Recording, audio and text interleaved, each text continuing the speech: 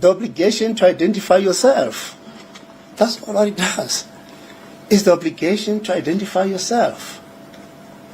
Are you refusing to identify yourself? Well, the Act says you've got a duty to identify yourself when you are asked. And when you turn to 42, aiding and abetting of illegal foreigners is also then an obligation, a duty that you cannot aid and abet illegally. 43, obligation of foreigners. 44, obligations of organs of state. Even organs of state have got duties and obligations. 45, obligations of other institutions. And of course, 46 was repealed in 2004, and it no longer exists. So now let's go back to the impugned section, which is section 41. First, it imposed duties and obligations. And mind you, my Lord, this is not duties and obligations to the immigration officer or to a police officer. It's duties and obligations to persons to identify themselves when they are asked. And we'll come back to that, because remember that the other complaint by the applicant is that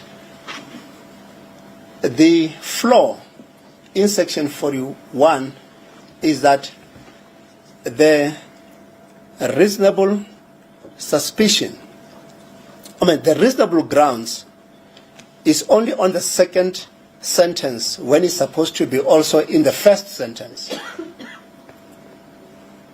Of course, when you look at section 41, it is divided into three components. The first one, which ends with that comma after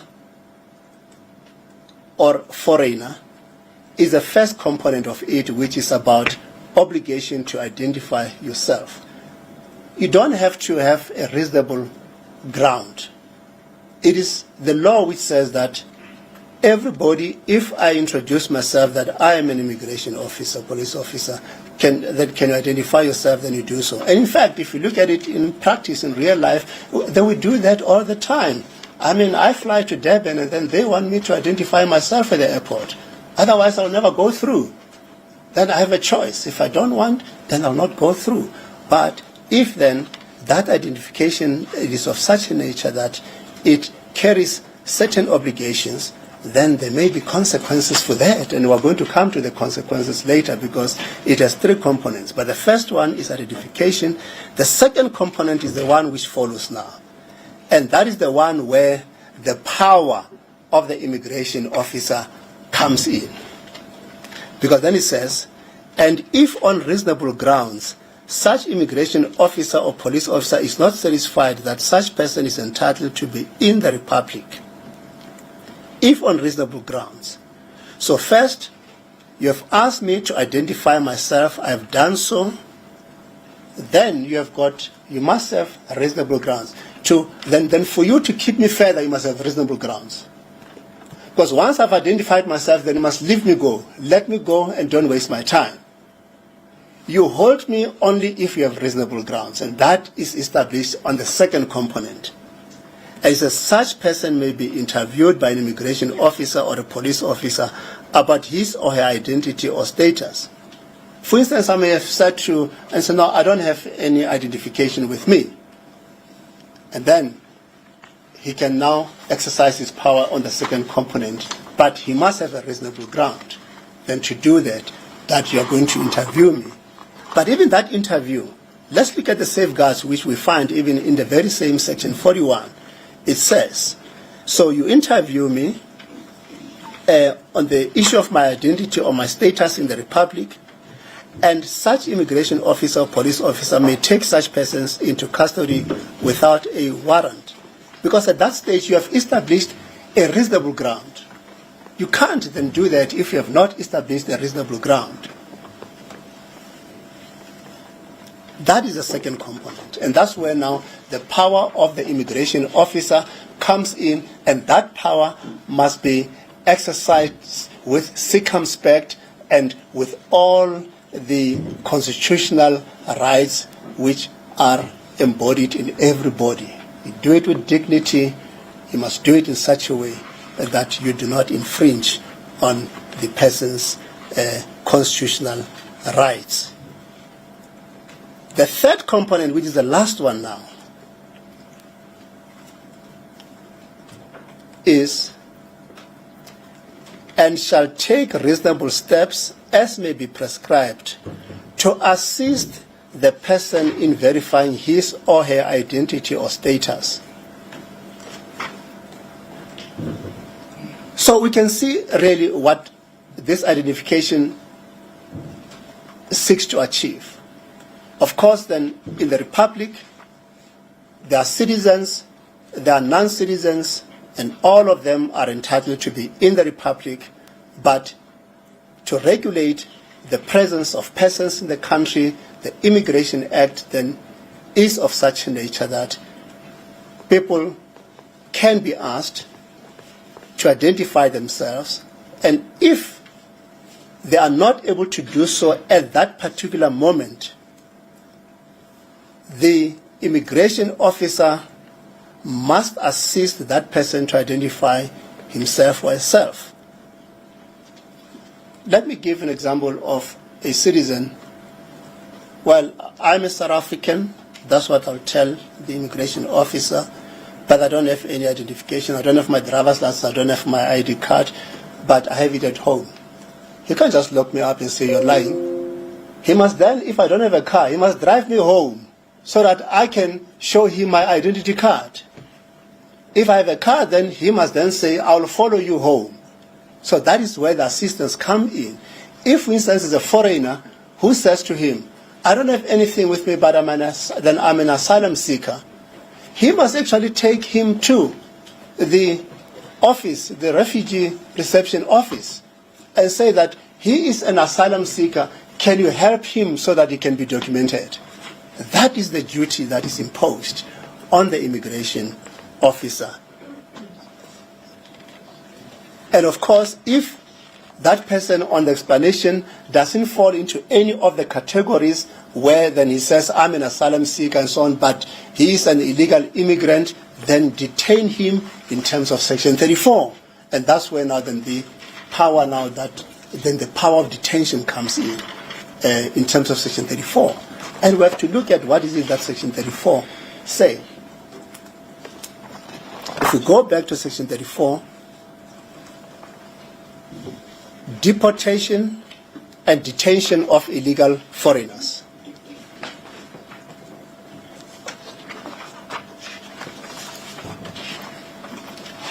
So, remember, my Lord, then when I was looking at Section 41, I located it within the subheading of duties and obligations. But let's look at where Section 34 falls in. And when you go back to Section 32,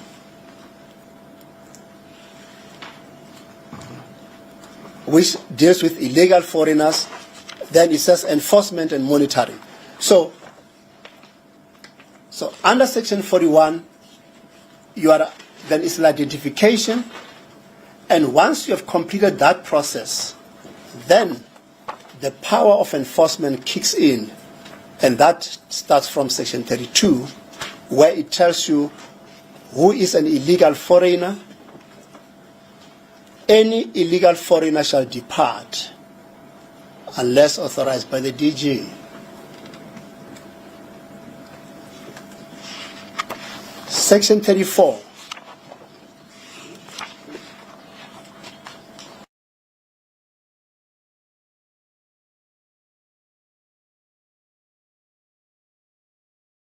The need for a warrant, an immigration officer may arrest an illegal foreigner or cause him or her to be arrested, and shall, irrespective of whether such foreigner is arrested, deport him or her, or cause him or her to be deported, and may, pending his or her deportation, detain him or her, or cause him or her to be detained in a manner and at a place determined by the Director General, provided that the foreigner consent, and then it tells us all that. So the power in Section 34 is then detain, not for the purposes of detaining for the sake of it, but detain in order to deport him or her to his or her country.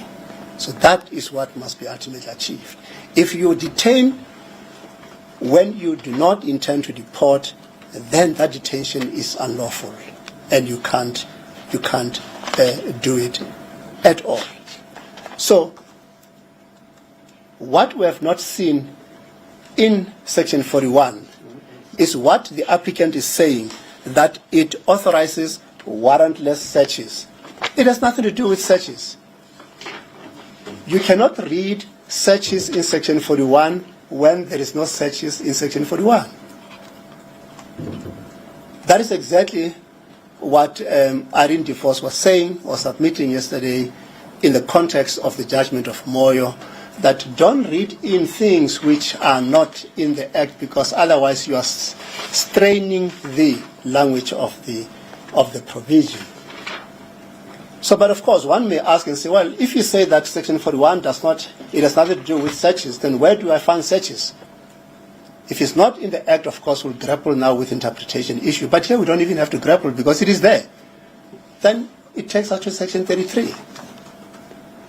So when you go to Section 33 of the same Act, that is the section which is dealing with searches. It's a long section, but the specific one is Section 33, subsection 5, my Lord.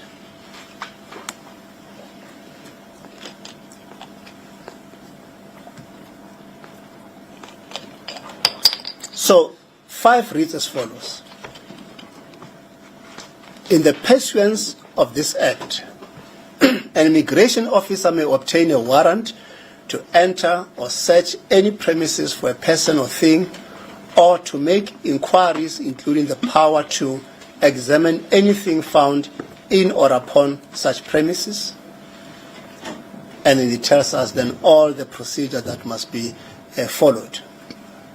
But one thing is clear in terms of the Immigration Act.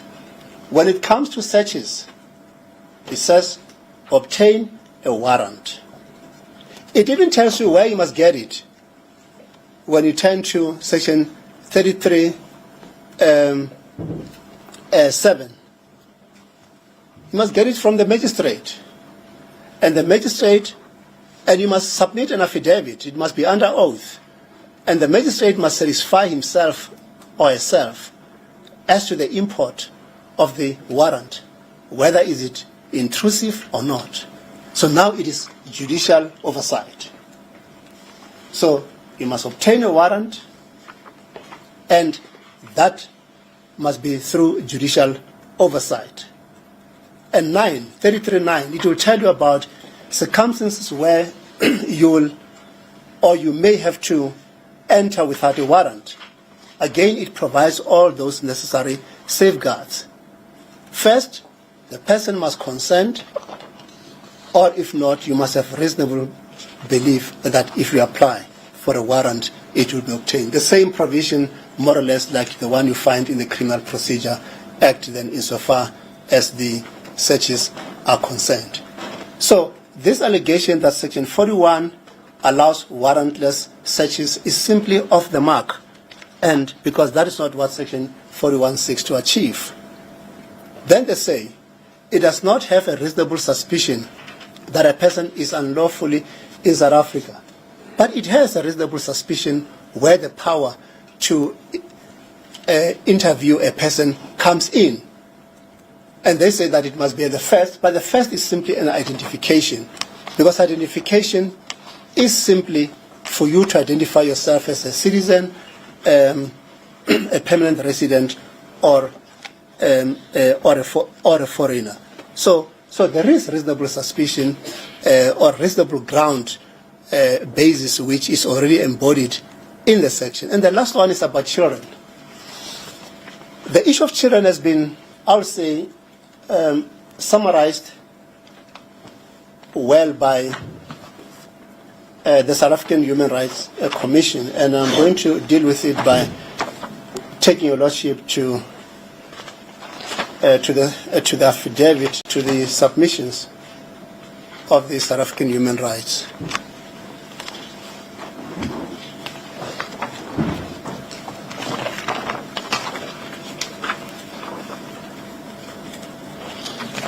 That would be the submissions of the South African Human Rights appeared 09-89.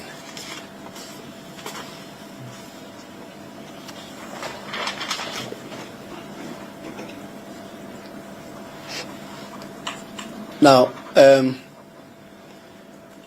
in paragraph 50, 51 and 52 of those submissions, the Human Rights Commission deals with its understanding of the interpretation of Section 41 insofar as children are concerned, bearing in mind that there is no reference to children in Section 41. And this is what the South African Human Rights say in paragraph 50. The SAHRC submits that Section 41 does not apply to children. And of course, then on the proper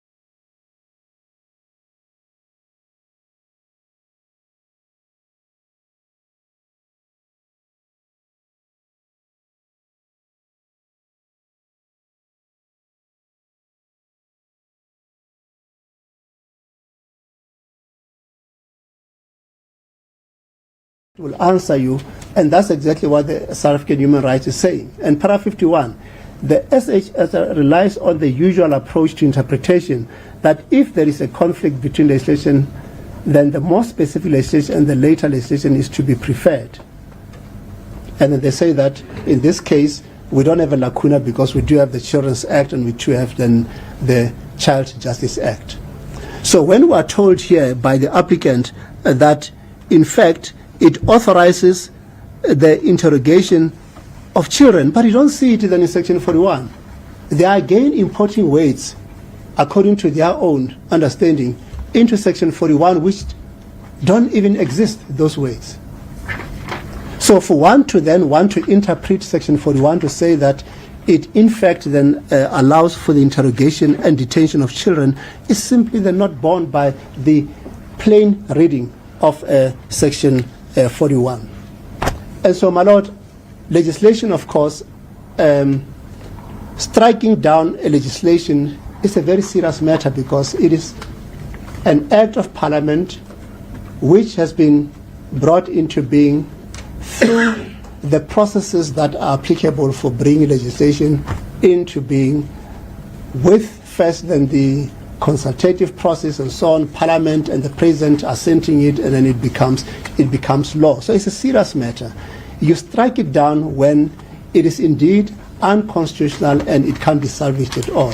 And Section 41 simply does not fall into that category. So I submit that the applicant has failed in demonstrating that Section 41 is unconstitutional, and therefore the order of unconstitutionality cannot be given. So let me quickly deal with the amici. The amici, of course, they ought to have understood that the vehicle which allowed them to come to today's sections is Rule 16, capital A, which prescribes how they must participate.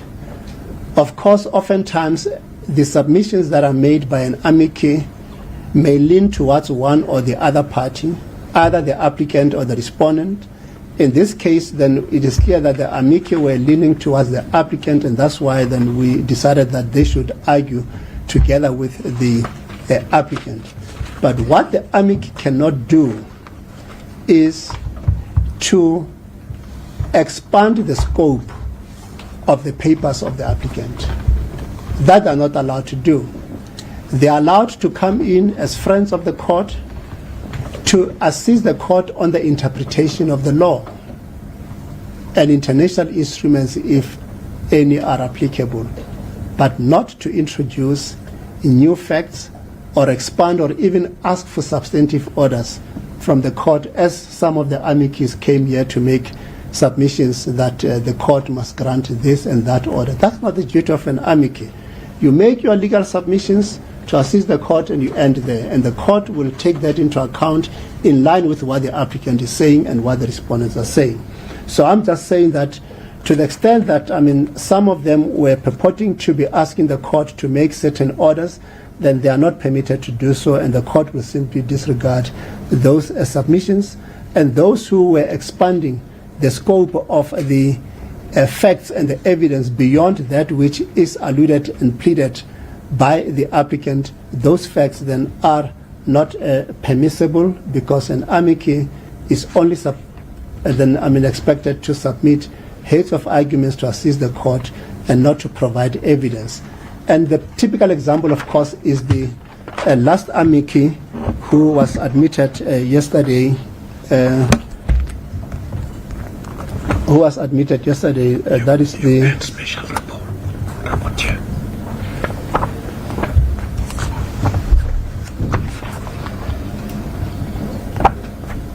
Just want to go to their submission. Then you see that their application. Well, I've not seen the submissions of the United Nations Special Rapporteur. I only saw the application to be admitted as an amici. Then did they find anything? Yeah. Anyway, it's fine.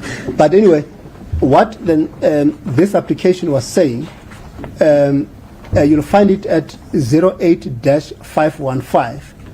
That is the application. That's the affidavit in support of the application to be admitted as an amicus curiae. So the UN Special Rapporteur came in through the door of saying that we see what other amicus or amici then are saying. They've covered issues about Section 41. They've covered issues about the rights of the children. So we want to come in on the defenders of, they call them defenders of, is it defenders of democracy or what? Human rights. Human rights. So they say that we want to come in as then to show the angle of the defenders of human rights are being attacked. And so that's the angle that they wanted to show. But in order for them to do so, because you will not find anything in the founding papers of the applicant about defenders of human rights being attacked, then they had to now then provide evidence themselves in order to deal with it. And of course, as respondents, then we are not able to respond to that evidence, even where then they are attacking us unjustifiably so. Hence, then my learned friend then for this amici yesterday then was going on with some scurrilous allegations about the department being the enabler of violence and all those type of things, which are not in the papers of the applicant. So that is what an amici cannot do, and such submissions then, of course, then will carry no probative value, especially when they come from the amicus curiae. So we submit, my lord, that on that basis, it should be found that prayers 10 and 11, 12, 13, cannot be granted, together with 14. So what remains really, and which is not a relief sought against the Minister of Home Affairs, is the two topics that I spoke about. And I'm going to be brief there. There is an issue of the NAP. As I understand the applicant, they say that they welcome the government's enactment of the Hate Crime Act, but they say that because it is not yet in place, there is very little solace that the applicants can get.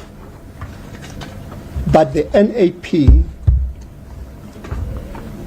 is something that, when you look at the papers, is a project which is all-encompassing, including civil society, not as a policy of the government, but as a guiding tool on how to deal with this xenophobic attacks, until such time that you have a specific legislation that give effect to protecting people and vulnerable people from xenophobic attacks. And then now we know that there is the Hate Crime Act, which has been enacted to give effect specifically to that particular issue. And of course, given that an order of this nature will be discretionary to the court, then we'll say that we don't see any basis why such an order ought to be made, especially when then it has the potential to intrude into the separation of powers doctrine. The last thing then is the declaratory order in prayer 1. That declaratory order, we say that, well, the applicants are really asking for the obvious. If you look at because it simply says that only the police or immigration officer. There is nothing in Section 41 we say that any other person other than that can do that. If Operation Dudula does its own things and then break the law, purport that they can ask people for identification, then they are simply committing then a criminal offense, because they have no power to do that. They can't do that. It's only the organ of state entrusted to do so, and then the Immigration Act has given that to the police and to the immigration office, and does it. So you don't need a declaratory order to that effect. So we submit, my Lord, that the prayers, insofar as they apply to the government, in particular prayer 7, in particular then prayers 10, 11, 12, 13, and 14, should be dismissed. I don't know whether you want to go back to the NAP that mean that the government has taken some serious steps. That was the founding affidavit. Oh yes, so much unit, and insofar as the NAP is concerned, is what I said, that the government has taken steps. You'll find that in the founding affidavit of the applicant, paragraph 241, page 02-2174,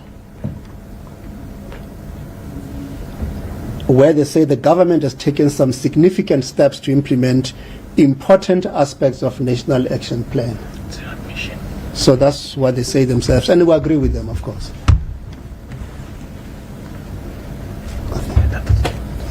As a copy, please.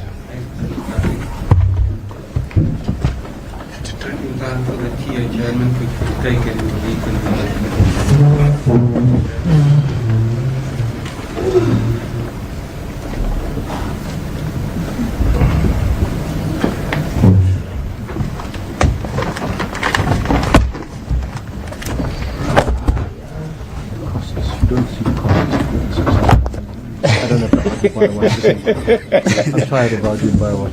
Yeah, well, where will we get those costs? We won't get them anyway.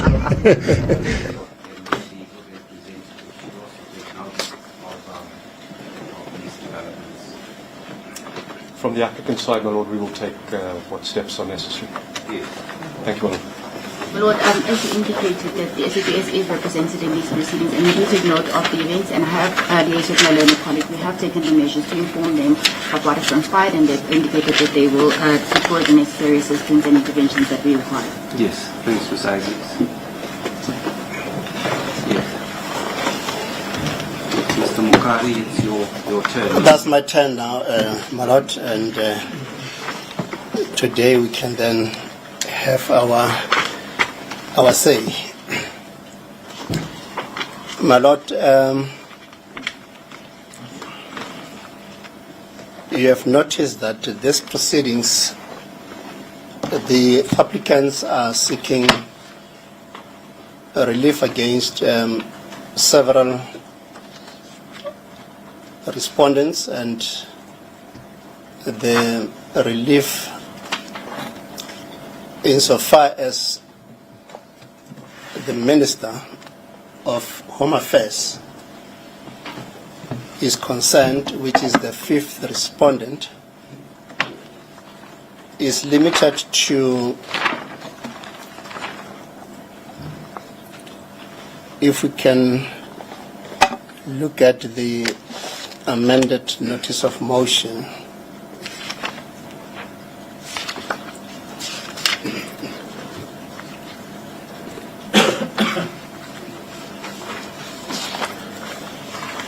it is limited to prayer 10. Does your lordship have the notice, the amended one? I don't know where to find it in terms of case lines. Where do you find it? Is 0244. Okay. So in case lines it will be 02-44. Then the relief against the Minister of Home Affairs, it will be prayer 10. And I'm going to read it. Interdicting and restraining the Minister of Home Affairs and the Department of Home Affairs. So, of course, my lord, then I'd like your lordship, of course, to underline Minister of Home Affairs and Department of Home Affairs. So they seek a restraining order against two of them.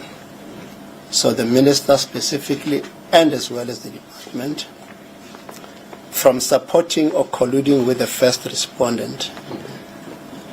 His office bearers and members, including in particular conducting raids, with or without police, targeting whole communities at the instigation of the first respondent or any of his office bearers or members in the absence of a warrant or a reasonable suspicion that identified individuals have committed a criminal offense. So that is the relief that is sought against the Minister of Home Affairs and the Department of Home Affairs, based on allegation that the minister is colluding with Operation Dudula. The minister is supporting Operation Dudula. The next relief sought against the minister is in prayer 11. This is a constitutional attack on Section 41 of the Immigration Act, declaring Section 41 of the Immigration Act to be inconsistent with the Constitution and invalid to the extent that, one, it is not confined to public places but authorizes warrantless searches in private places that include the home and places of study, work, or business. And two, that the provision does not require that an immigration officer or police officer hold a reasonable suspicion that a person is unlawfully in South Africa in order to request them to identify themselves as a citizen, permanent resident or foreigner. And 3, it authorizes the interrogation, arrest, and detention of children under the age of 18 without adequate safeguards consistent with Section 28(1)(g) and 28(2) of the Constitution.